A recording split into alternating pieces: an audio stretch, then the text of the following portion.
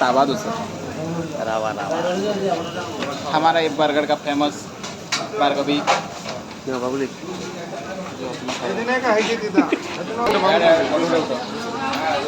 नहीं रावा चाटा खिला दो आज दूसरा रावा दादा नहीं हो